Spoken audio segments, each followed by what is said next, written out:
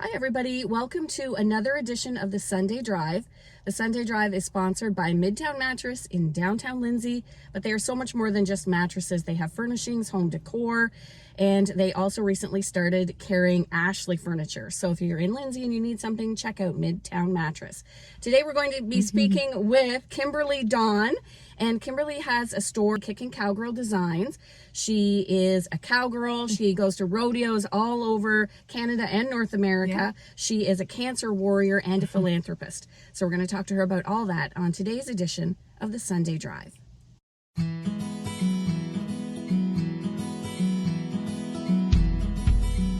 Okay, we're back with Kimberly Dawn.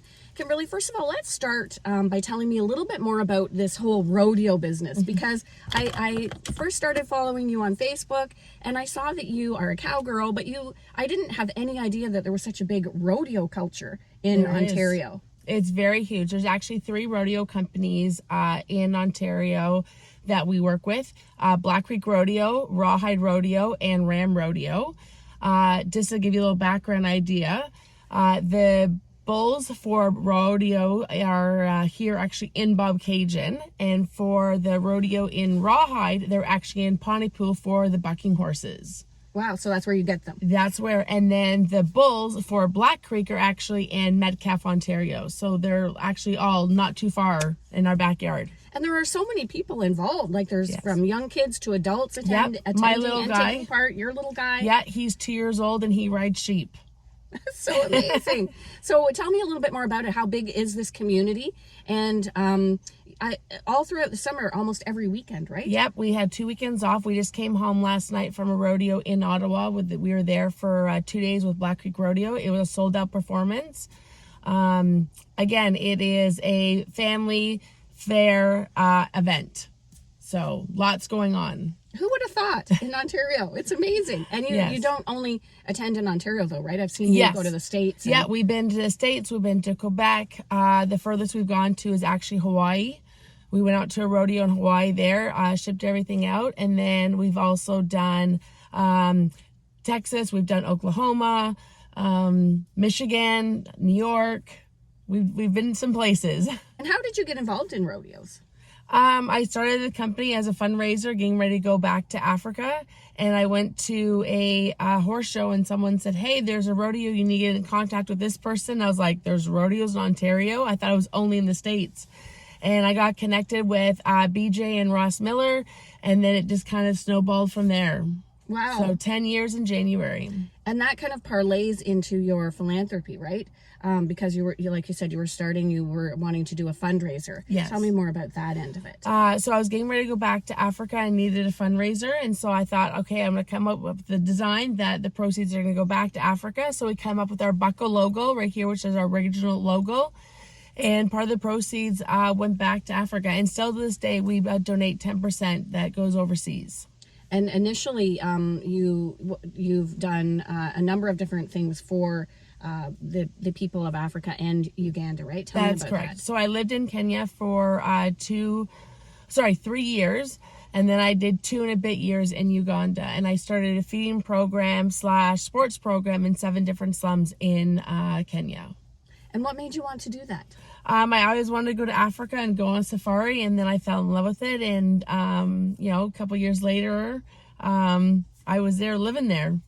So I went to Kenya and I realized the poverty in Kenya. So I raised money to start a feeding program and a sports program. So we would play sports with kids. We would feed them beans and rice while we were in Kenya. And I did that for 3 years. Yeah. And how did you raise money?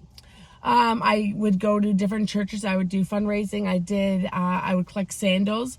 I would challenge people, give up Starbucks, give up Tim Hortons for the day, put that money in a jar and go buy sandals, or give me the money and we would go buy sandals or flip-flops, or shoes, in the States, as well as Reebok Canada heard about what I was doing and they donated 1,000 pair of brand new kids shoes. When was it that you were diagnosed with cancer? So January 30th, I was diagnosed. Excuse me if I choke up. It's okay.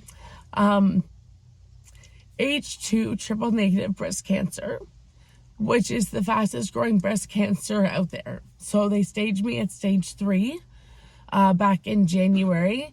And about 8 weeks ago, they did a test with a bone scan and found that the tumor has now gone into my chest cavity. So now they have moved me to stage 4. So tell me, what were your symptoms? Back in September, my little guy at a rodeo came up and just headbutted me, and I was like, oh my goodness, that hurt. And I said something to my husband about a week later, and he said, well, let's go get it checked out. So we did. I did a MRI, I did a mammogram, blood work, everything came back that I was fine in September. And they said, okay, we'll see you in 6 months. And I said, no, I don't feel comfortable with that. I said, I think I need to come back in 3. And about 3.5 months later, I came back and they said, when did your right breast get like this? I was like, literally overnight. And they literally canceled my mammogram, went right to 5 biopsies. And a week later, they came back and said I had breast cancer. And when you say, when they said, when did your breast get like this? What do you mean by like this? this? My breast literally was massive. I couldn't even fit into a bra. I told my husband, we can't go to church today. And it was Sunday morning. I said, we can't go to church. I can't go because I can't wear a bra. I came up that my tumor was 8 inches by 6 inches long. Wow. And that they could not do surgery until they did chemo. So I started chemo 18 days later. And how many chemo treatments did you have? I did 9 months of chemo. I finished July 26th. I got to ring my pink bell at the hospital with my cousin and my husband.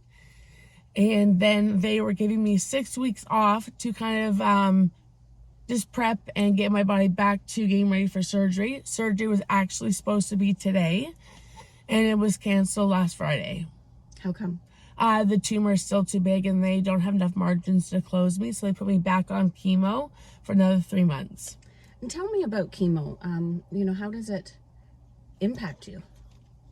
It knocks the boots right off you. Thank goodness for my army behind me.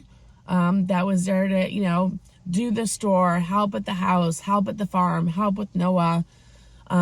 Because, Corey was taking care of me or taking care of Noah. So it does knock the socks off you. But my thing was, if I keep going, then I'll be okay. But if the minute I stop, I know that I'm going to just break down and I won't be able to do anything.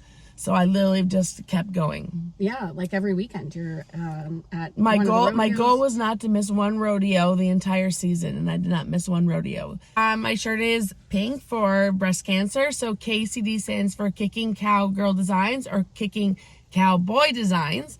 And on the back says Cancer Picked the Wrong Cowgirl.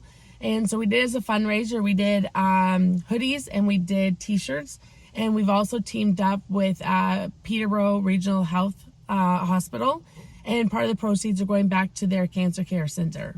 And where can people get the shirts? They can buy them at Kicking Cowgirl Designs, which is at 738 Bolton Street. We're right across from Foodland. And also online. Okay. And I'll put the website underneath. And also your store has all kinds of cowboy stuff, right? Yep. I love it. Yeah, we have everything from your boots to your hats. It's not only just rodeo, but it's also Western. So in 2018, we won Best Western Boutique in North America. I just want people to know that you need to be your own advocate, because if it wasn't for me pushing, I would have lost 6 months, and we've already lost 4 months. And, we've lost 4 months, but where would I have been 4 months ago if I had the test done in September, the biopsy done like I had pushed, Would I be a stage 2 or a stage 3? I wouldn't be a stage 4. And now we're back onto the chemo train, hoping to get small enough so I can have surgery.